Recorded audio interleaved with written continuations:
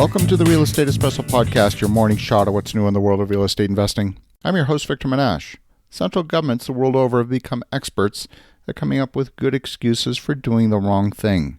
On today's show, we're talking about the impact of a changing world order and how this will further feed inflation and the possibility of economic collapse.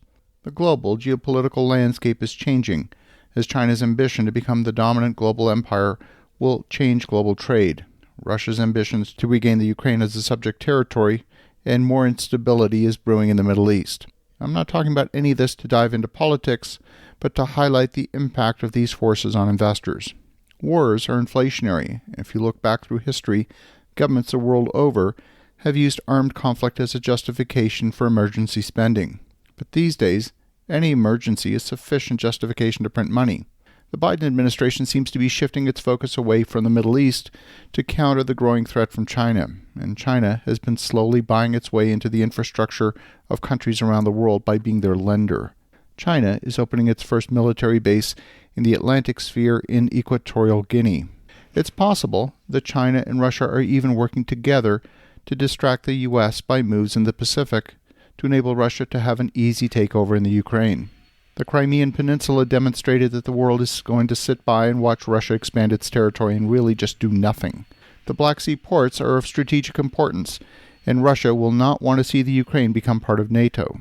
Global oil stability is dependent on Saudi Arabia. This dates back to the 1970s OPEC oil embargo. And for some reason, the Biden administration seems to be ignoring the Middle East. They seem to be ignoring the importance of energy.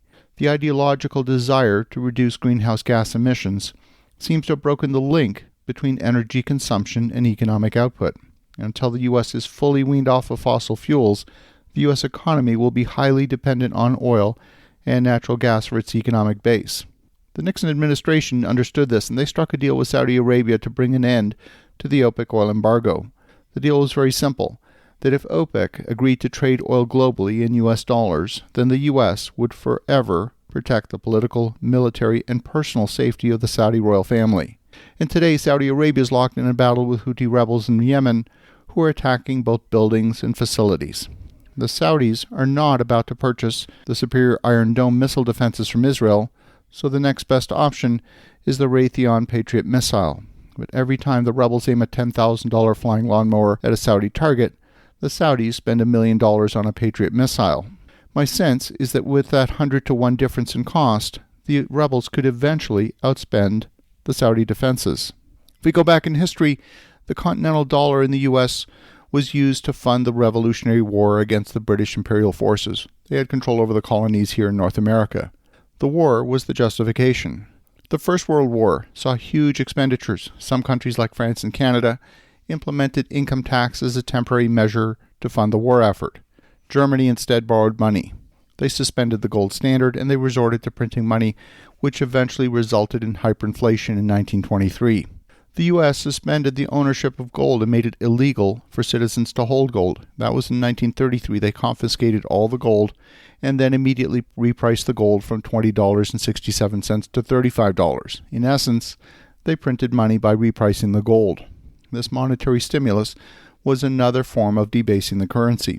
In Zimbabwe, they brought a conservative, responsible central banker. His name was Gideon Gono, in order to bring financial stability to the country. But his journey as central bank governor is chronicled in his book, Zimbabwe's Casino Economy. In his book, he talks about how every time the leadership of the central bank faced a difficult question of whether to print money or not, they saw printing more money as the only viable option. The consequences of stopping printing seemed worse every single time. You see, that's the problem.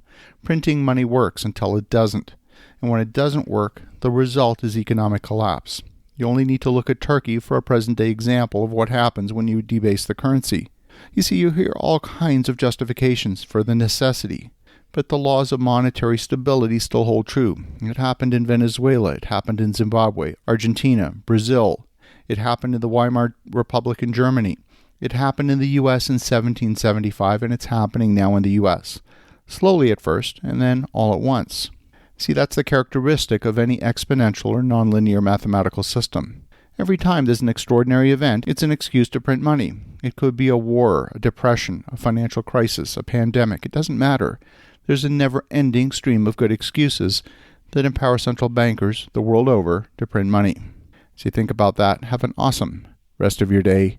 Go make some great things happen. I'll talk to you again tomorrow.